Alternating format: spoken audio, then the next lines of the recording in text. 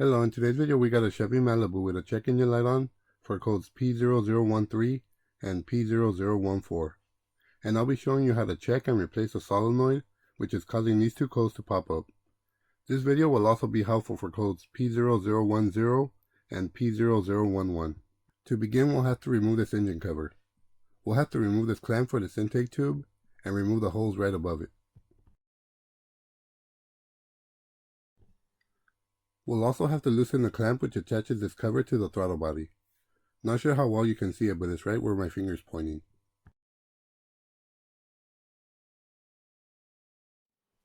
I'll start by loosening the clamp to the throttle body. You can either use a flat blade screwdriver or an 8mm socket with an extension. I prefer the socket with an extension because it doesn't slip off as you loosen it.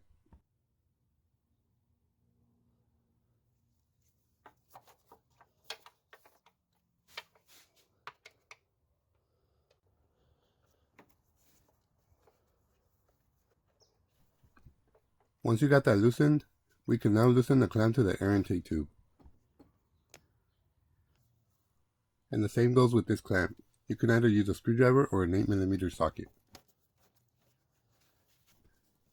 And now we can just pull back on the tube so it's off the cover. Next we can remove this hose. You can just pinch it off with your fingers and slide the hose off, or you can use pliers. Either one works.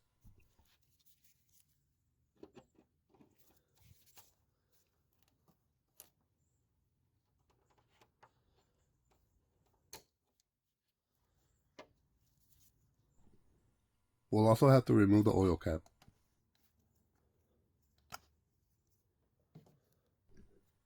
And we can now pull the cover off. It's attached in the rear with two grommets, and you also gotta slip it off the throttle body.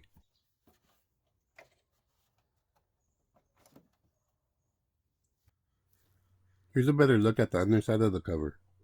This part slips onto the throttle body, and here's the clamp that we loosened. And these are the two grommets in the back.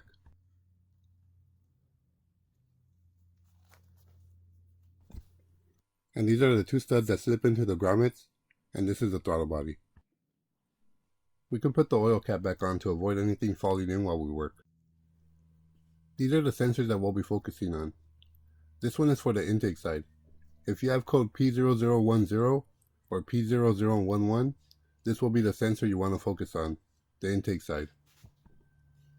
But for this vehicle we got codes P0013 and P0014, which deal with the exhaust camshaft variable valve timing solenoid. So we'll be focused on the exhaust side solenoid. So to disconnect this connector, you want to press in on this tab. But these connectors do get a lot of heat, so they become brittle.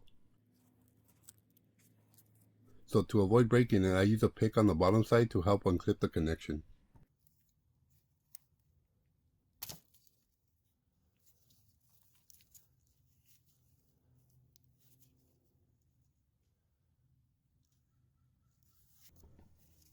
You will notice that the valve cover does have it marked which side solenoid is which.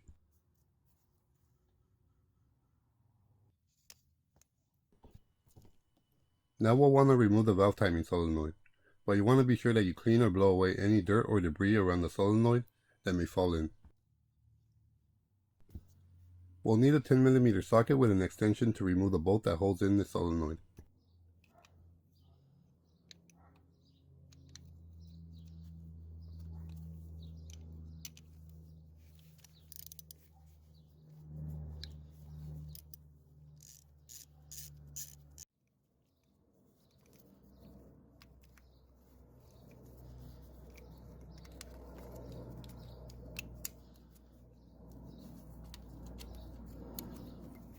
This bolt does have a grommet to keep it on the solenoid, but I like to remove it completely to avoid any chance that it falls in.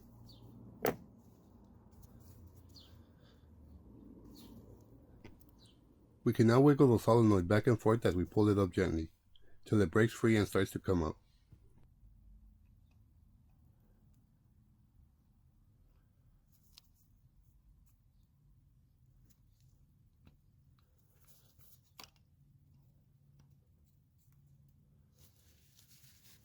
You'll want to have a towel ready to avoid any oil dripping all over. You'll want to have this area clean before reinstalling the new solenoid. And here's our new solenoid next to our old solenoid. So you might wonder what the solenoid actually does. Each camshaft is equipped with a variable valve timing solenoid, which alters the supply of oil pressure to the camshaft depending on the speed or load of the engine. If the variable valve timing solenoid is not working properly, the check engine light will come on for a camshaft sensor related code or a VVT solenoid code. This solenoid can adjust the timing by advancing it or stepping back the timing for better idling, more power, or better fuel economy. We can test the solenoid to make sure that it's bad by using the no meter. By testing the resistance, you can verify that the solenoid is actually faulty and not giving you codes for damaged wiring or something else. It's easy to test the solenoid. You put one lead on one terminal and the other lead on the second terminal, and you can see what reading you get. And any high resistance reading or open circuit with no reading means that the solenoid is bad.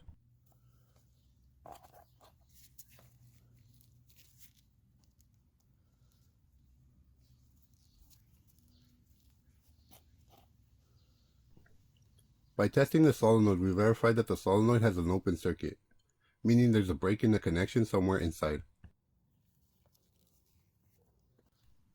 Let's try the same test with our new solenoid.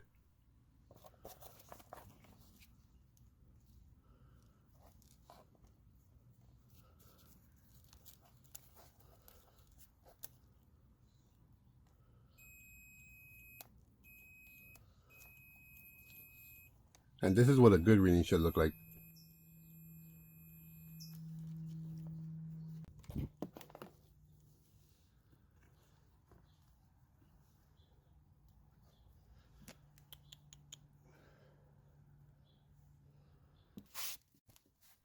Before installing the new solenoid, you want to coat the O-ring with oil so that it slides in smoothly.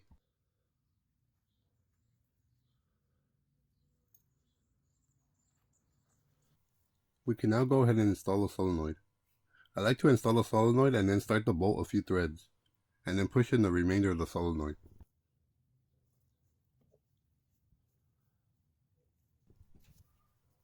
You do not want to use the bolt to push the solenoid in.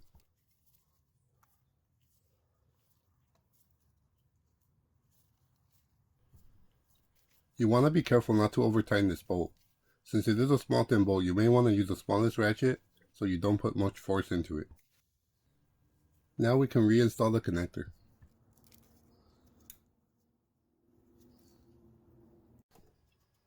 And now the engine cover.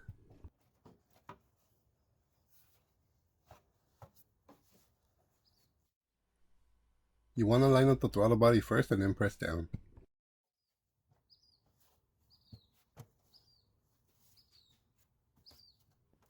Now just push down on the grommets and reinstall the oil cap.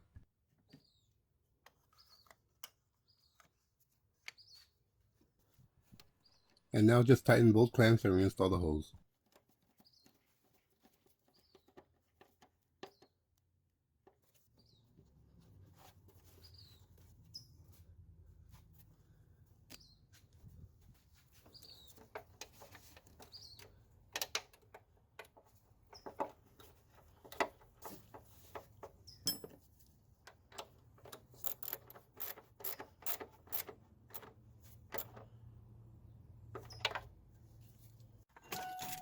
I hope you found this video helpful and informative. Please click that like button to help support this video and my channel. And don't forget to subscribe if you haven't done so already.